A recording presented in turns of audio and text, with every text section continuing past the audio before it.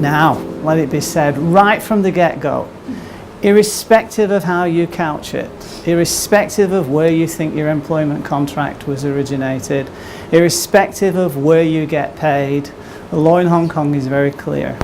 You cannot take up employment or discharge a service in Hong Kong without the permission of the Director of Immigration, and there's no exceptions to that. So there's no workarounds, there's no esoteric ways to finagle some kind of exception to the rule. There are, as I say, no exceptions to this. So let's get that out of the way. So, what can you do as a visitor? The vast majority of people who arrive in Hong Kong that are looking for the opportunity to work are here as visitors initially. And the question is often begged as to what you can do as a visitor. Well, in the context of work itself, it is permitted activity to look for work while you have a visitor visa. It's also permitted activity to interview for work whilst you're looking for an employment visa. You can be in Hong Kong whilst all this is coming down, and you can engage in activities that are basically allowing you to prepare the ground for your subsequent employment in Hong Kong. So you can rent an apartment, you can take out a mobile phone contract, you can put in place the kind of infrastructure that you will need once your formal employment visa permissions have been granted to you and you become a proper resident of Hong Kong. So all of that is permitted activity under the visitor category. But as I said, all work needs to have the permission of the Director of Immigration in one guise or another.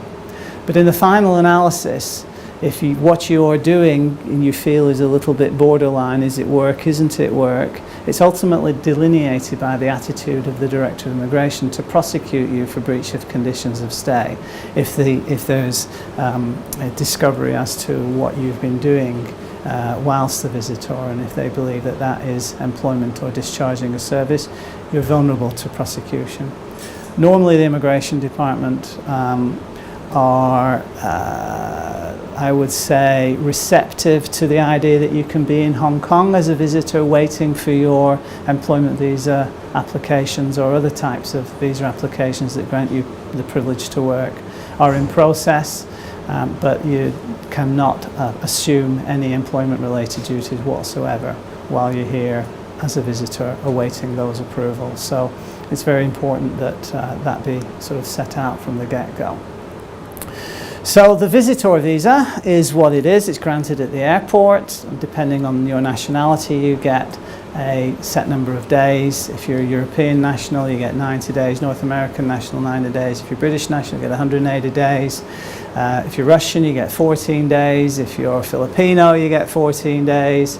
Other nationalities only get 7 days. So what tends to happen is that foreign nationals who are sort of hanging around trying to bring into play the circumstances that will give rise to the potential for them to work in Hong Kong may find their visitor visas are expiring, so they need to do something about remaining in Hong Kong on visitor status in those circumstances.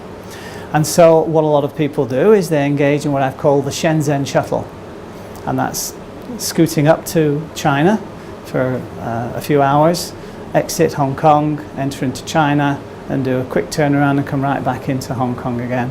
I've called it the Shenzhen shuttle because it's kind of a catchy way to describe that phenomenon. Most people actually go to Macau.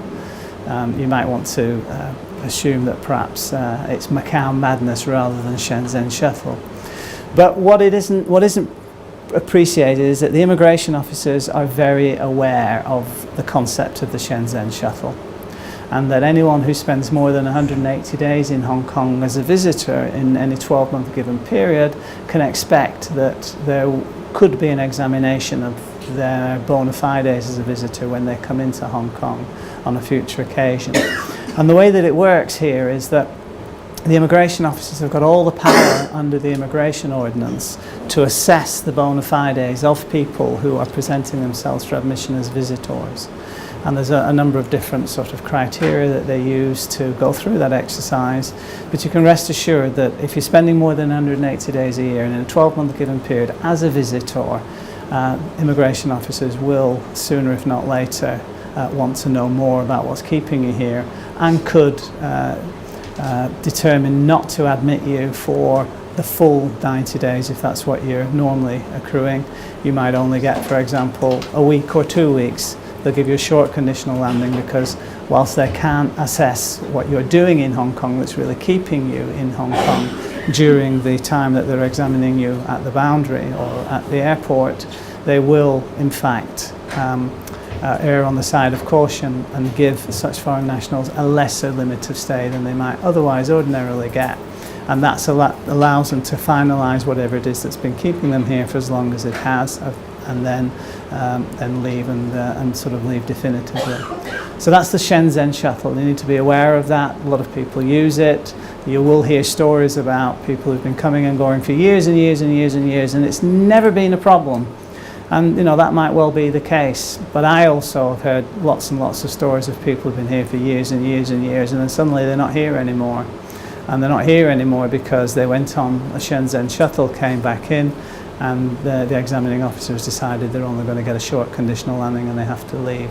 So it's not a sustainable way of maintaining your visitor status, yeah. Sorry, for Shenzhen shuttle, you need Chinese visa. If you go to Shenzhen, correct, yeah, but you can go to Macau and you don't need a visa. Yeah, that's and right. then you get the stamp in the passport, and it cannot last for years, right?